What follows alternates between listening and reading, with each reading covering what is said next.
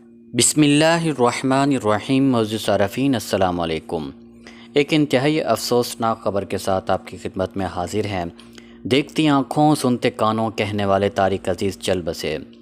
پاکستان کے نامور T V میزبان، اداکار اور شاعر طارق عزیز لاہور میں انتقال کر گئے ہیں۔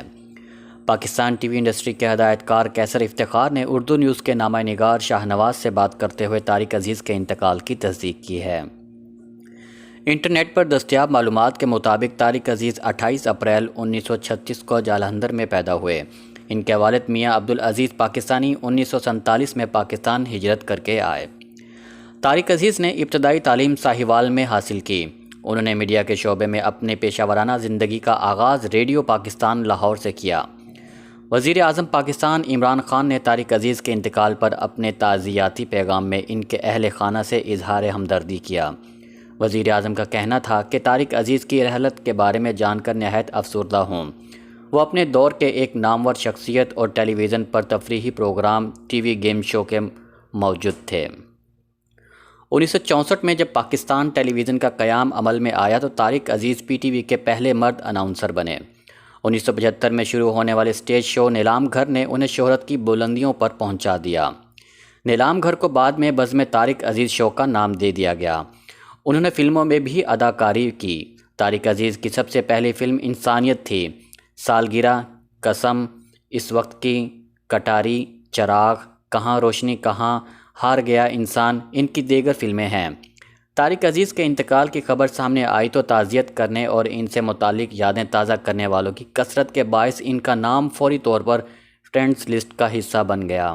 پاکستانی کرکٹر احمد شہزاد نے انہیں لیجنڈری ہوسٹ اور انٹلیکچوئل پاور ہاؤس پکارا تو ساتھ ہی اعتراف کیا کہ ان کے جملے اب بھی کانوں میں گونج رہے ہیں۔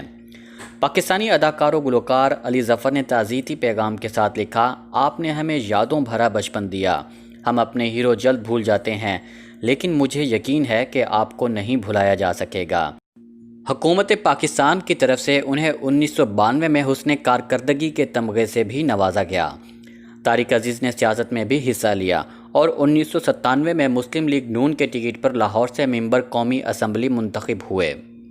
سوشل میڈیا پر ایک پکچر بہت تیزی سے وائرل ہو رہا ہے جو کہ طارق عزیز کے ٹویٹر اکاؤنٹ سے جاری ہوا ہے، جس پہ آپ دیکھ سکتے ہیں انہوں نے کہا ہے کہ اللہ پاک نے مجھے اولاد نہیں دی، یہ خدا کی قدرت ہے، جسے چاہے دے جسے چاہے نہ دے اور جسے چاہے دے کے واپس لے لے۔ میں مرنے کے بعد اپنی ساری جائیداد دولت پاکستان کے نام کرتا ہوں۔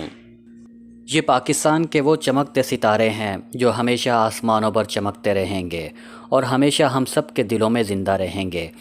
اللہ تعالیٰ سے دعا ہے کہ اللہ تعالیٰ انہیں جنت الفردوس میں اعلیٰ مقام عطا فرمائے اور ان کے لواحقین کو صبر و جمیل عطا فرمائے۔ اللہ ہم سب کو اپنے حفظ و امان میں رکھے۔ اللہ ہم سب کا حامی و ناصر ہو۔ السلام علیکم ورحمۃ اللہ وبرکاتہ۔